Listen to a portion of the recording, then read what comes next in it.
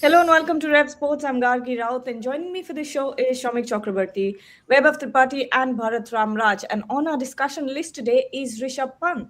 We're only a few days away from the India versus New Zealand series starting. It starts on 11th January. Bit of a break when it comes to cricket right now, but Rishabh Pant and the ODI squad, will he be able to sort of keep his place in the team, in the squad, or will Ishan Kishan be slotted in? Is the question that we're asking today. Shomik, what is the conversation at this point? Rishabh Pant, has he made a strong enough case to keep a place in this ODI squad, or do you think Ishan Kishan, with his recent numbers, with his recent entry in the T20I squad as well, will sort of find a place in the squad? What do you think? Where is it at right now? The conversation is like that. Rishabh Pant, I have already written a copy that Rishabh Pant is on an ODI slippery slope. But on the face of it, it defies cricketing logic. See, the fact of the matter is that some of the selectors, they want Ishan Kishan to bring Ishan Kishan back to the ODI setup because they think uh, his batting is in sync with the Indian team's philosophy in the 50 over format. That is the thought process. That is fine. I understand that. And Ishan Kishan is fresh from a blazing 100 in the Vijay Hazare Trophy opener, where he batted at number 6. All said and done. Rishabh Pant has done nothing wrong. He was there. I mean, you can say that Shubman Gill is coming back to lead the team. He missed the South African series due to an injury. Fine, and Shreya Shaiyer is touch and go. But even with Shubman Gill and Shreya Shaiyer in the side, Rishabh Pant was part of the squad in the Champions Trophy. And the fact of the matter is that he didn't get a game. He didn't get any international game time. So on what basis will you drop him? Yes, if you want to bring Ishan Kishan back to into the setup, absolutely fine. But your team, your squad against South Africa had another wicketkeeper in Dhruv Jurel as the third wicketkeeper as cover. So he can jolly well replace Dhruv Jurel. Rishabh Pant, and there is a story doing the rounds that there have been issues between Gautam Gambhir and Ishan Kishan. I just spoke to Gargi offline when we are chatting. So before that, and in between, I just received a call from someone who is in the know, and I am told there is no bad blood between the two. So in that case, we have to assume if Rishabh Pant, I reiterate, he is on a slippery slope. If Rishabh Pant is dropped, then that will be purely on a cricketing call. The thing, Gautam Gambhir did mention that playing to the gallery thing between the lines, and we all know to whom his dig was aimed at after the Ranchi test. But I can assure you, and from the sources, in the team talk in the dressing room, when there was the team talk after the defeat, nobody singled out Rishabh Pant for the defeat or singled out that particular shot against Marco Jensen for the defeat. So all said and done, it has to be by cricketing logic. And in that, and going into that, that cricketing logic contradicts itself, given that Rishabh Pant didn't get any international game time. So on what basis would you drop him? Right. Weber, what is your argument in this debate? Because in the last ODI series as well, we saw that KL Rahul was keeping the wickets. Hardly any place for Rishabh Pant to slot into the playing 11 as well. So, where do you see him in the scheme of things? Do you think at this point Ishan is a better fit because then he can give you that option at the top of the order as well? What are your thoughts?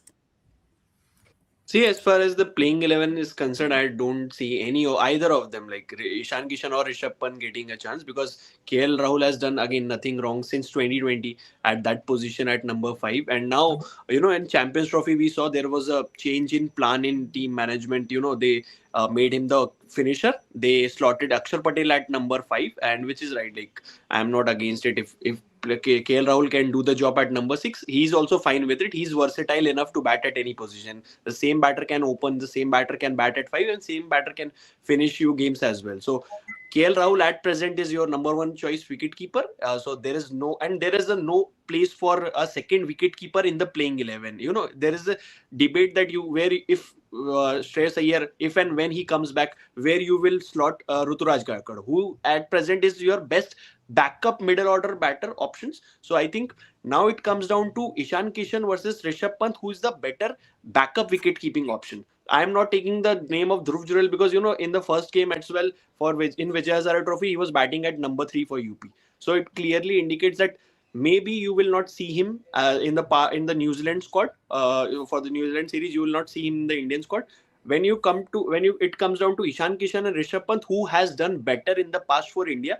Both have scored only 100s. Both have only 100s to their name. But Ishan Kishan, he scored a double hundred against Bangladesh and then he was dropped just because just because Shubman Gill was performing really well at that time. Rohit Sharma was captain, but you have to you have to be mindful of the fact that it was Ishan Kishan who was the backup wicketkeeper option in the 2023 World Cup.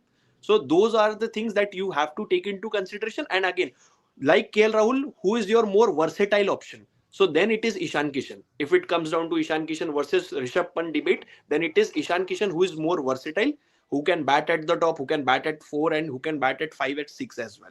So I think that gives team management more option with regards to Ishan Kishan, that Ishan Kishan is a better option.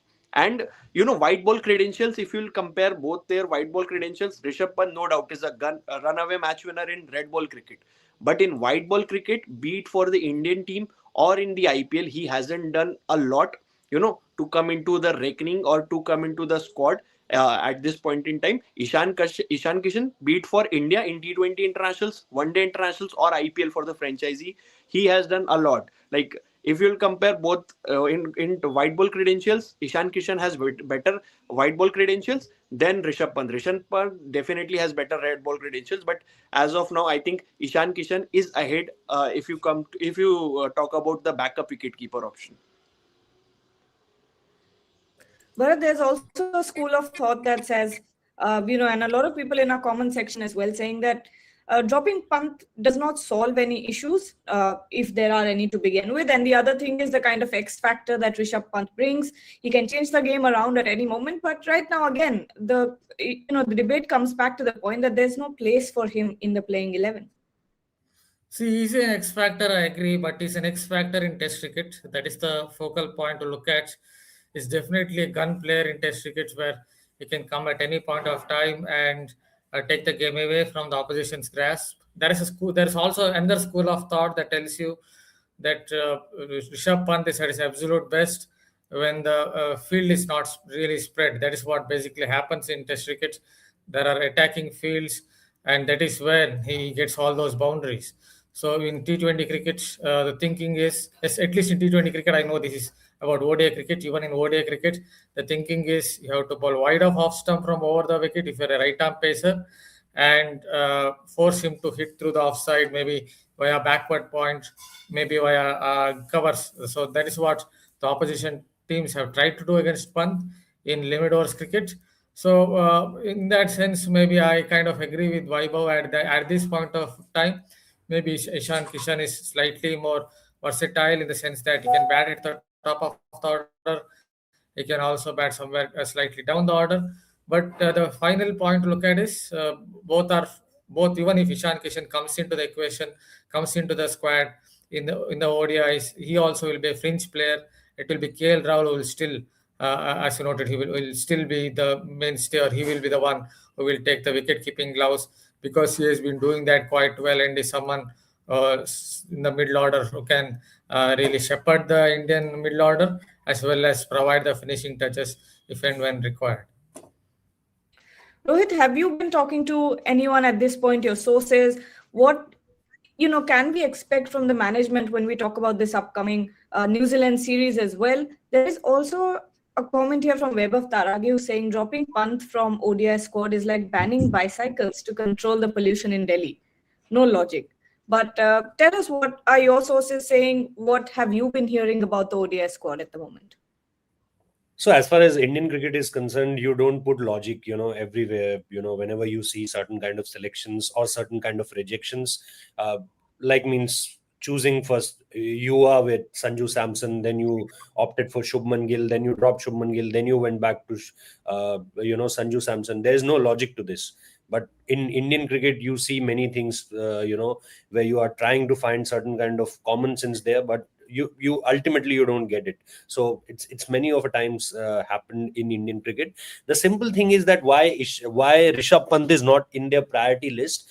You have to go back to the South Africa series. You'll get the answer, because at number 4, Ruturaj Gaikwad is someone who doesn't play at number 4 as far as Vijay Hazare Trophy is concerned. You see his batting position, you'll come to know that he doesn't bat in middle order as far as that batting order is concerned. On the other hand, if you see Rishabh Pant's ODI career, most of his matches he played as a batter in number 4 position, at that very position. But at that particular series, when you opted for a Ruturaj Gaikwad ahead of Rishabh Pant, you clearly gave a signal that yes, we are not considering Rishabh Pant. Rishabh Pant is just there as a backup, and for number 4, we can go for someone who never played in middle order as far as Vijay Hazare Trophy, because Ruturaj Gaikwad has some very consistent numbers. Me and Weber were discussing this, that currently people are talking about Devdutt Padikkal or Dhruv Shawry, but I think the kind of scoring that has been done by Ruturaj Gaikwad is unparalleled, and I'm talking about 5 years back, 6 years back. So 4 centuries in a row, 3 centuries in a row, continuously scoring those runs. I mean, recently, if you see India versus South Africa, he scored that 100. The Man of the Series award was for him there. So my only point is, when you are not selecting someone who has played in that particular position, who is a senior pro also, there is a chance finally in 2 years he has played just one game in Sri Lanka. Shamikda was there. He played just one match in last 2 years. Before that, if you see his last 5 performances in 2022, there is that iconic Manchester 100 for Rishabh Pant, the match-winning 100, in that tough situation and tough conditions. But then you don't give him anything in last 2 years. Yes, I know that KL Rahul was there. But, in any kind of situation where you can give him game, like the South Africa series, you opted for a Ruturaj Gaikwad, who obviously with the kind of scoring he was doing, he has to, be in the squad. But if you have someone senior, if you have someone who you didn't give a game or just a single game in last 2 years, and you were only saying this, that where can we fit him in, as Weber said, as Bharat Bhai said, that it was all about that you can't give him game because you already have a KL Rahul. I can totally understand this. But what if when there is a situation arise, did you give him a game? No. So for me, yes, there is a history, I know, with players and coaches. There are multiple things have happened. But is that impacting this kind of selections or rejections? I can't buy that theory. But I can't 100%, like Shamikda said, I little differ from it, that I can't buy that theory that yes, there is certain things in history and that is not impacting the things which are going on. I remember what happened in Melbourne Cricket Ground after that loss. I remember last year what had happened. I don't want to say each and everything here. I remember what happened after Guwahati Test. I remember who threw the helmet. I remember what happened inside the dressing room. But I don't want to, come with all the things which are going on. But yes, I can't ignore the fact that there are things which are not right. There are things as far as the chemistry is concerned, which is not right in ODIs also. I don't want to name players, that certain players are not talking with support staff or head coach. There are players who are not happy with how the things are going on at this point of time. There are things in your T20I setup. Means I can now totally say this, that whenever Shubman Gill walk into the ODI setup, is the repo between the coach and the captain will be the similar one what we used to see in England or in Champions Trophy or after that in Asia Cup? I don't think. I can't say yes to it 100% yes. No, because that was a last minute communication, which Shamikda also told us day after that selection meeting, that it was a last minute call. It was a last minute info which has been communicated either to Jitesh Sharma or to Shubman Gill. So for me, yes, individual relations also impact things. So I can't completely deny the fact that yes, there's been a history associated. And Shomik, this point of interpersonal relationships in the dressing room also is fair to talk about at this point, because there was a period of a lot of instability in Indian cricket, and then we thought when Shubman Gill was named the captain, when Gautam Gambhir came at the helm, and there was a lot of talk about security, there was a lot of talk about clarity from the support and management as well.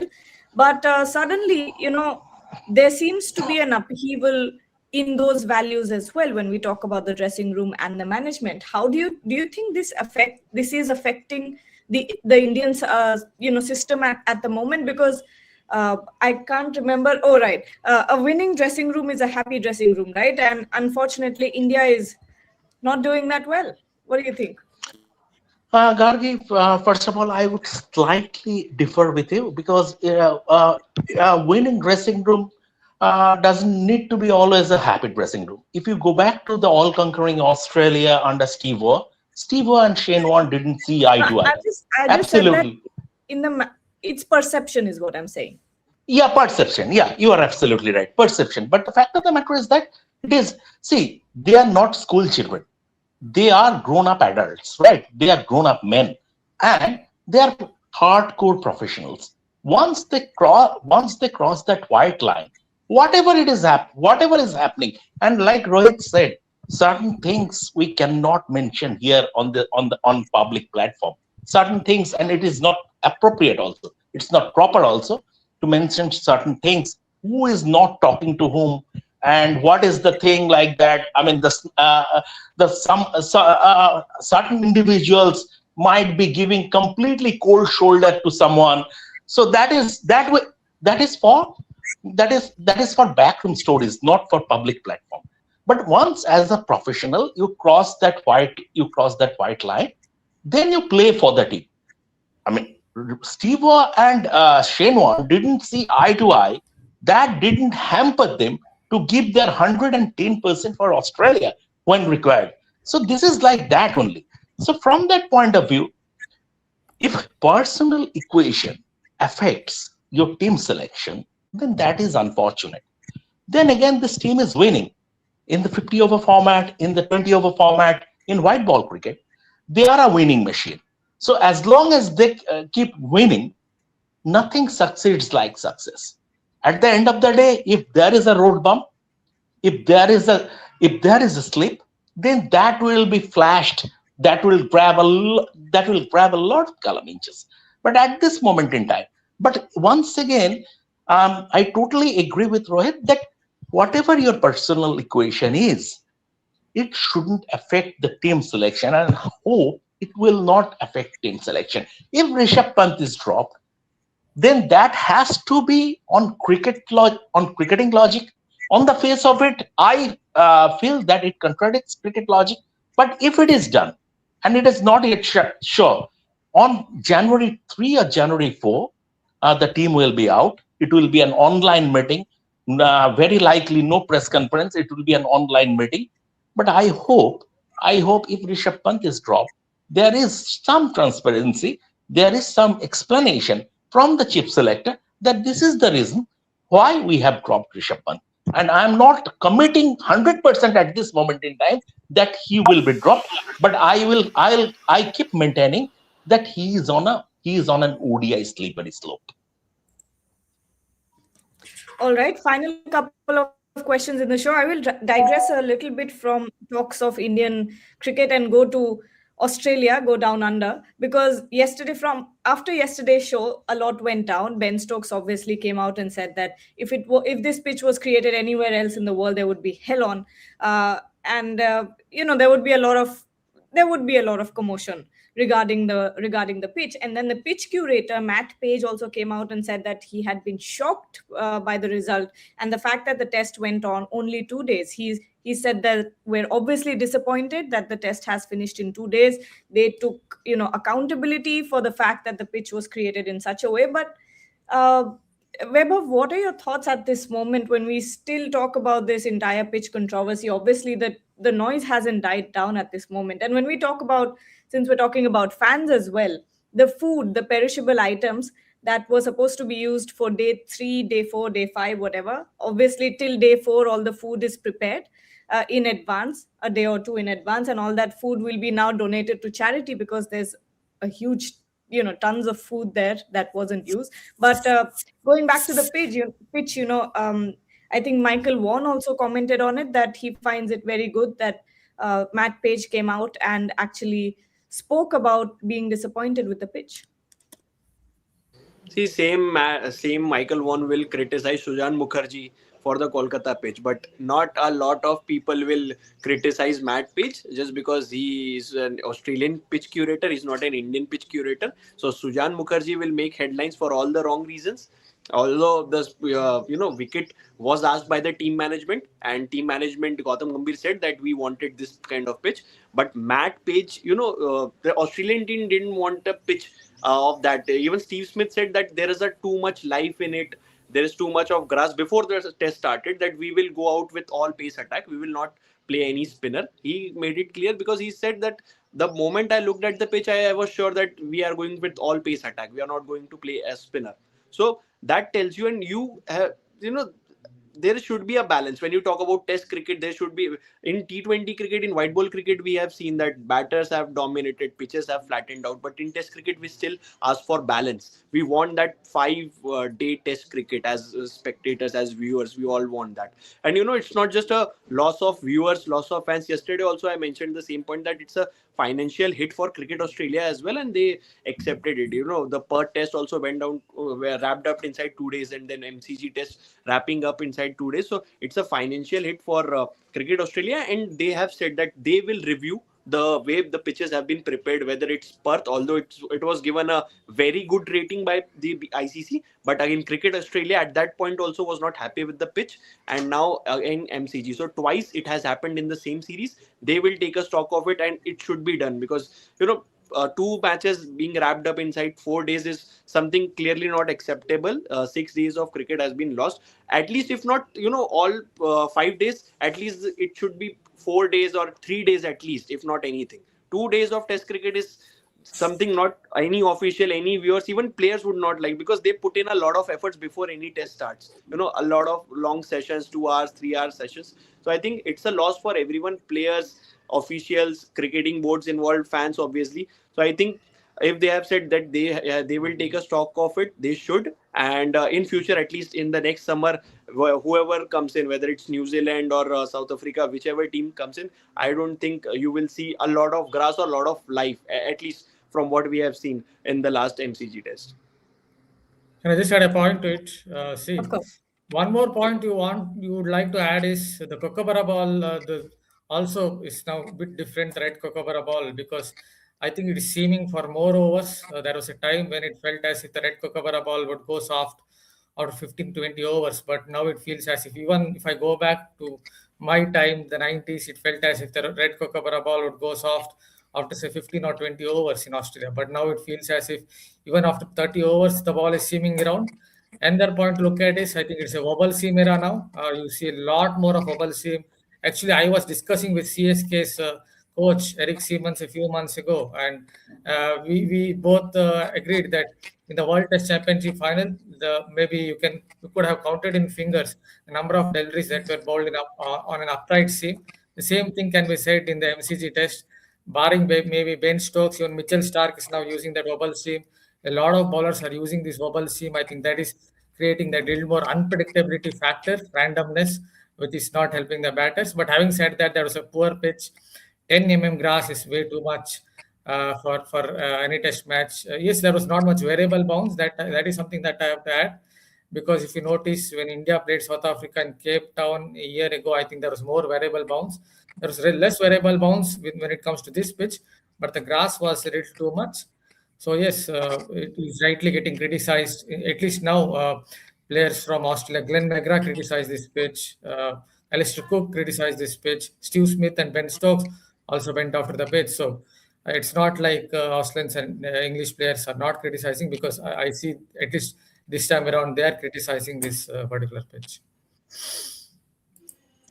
All right. And Bharat, you can take this comment and then we can close the show.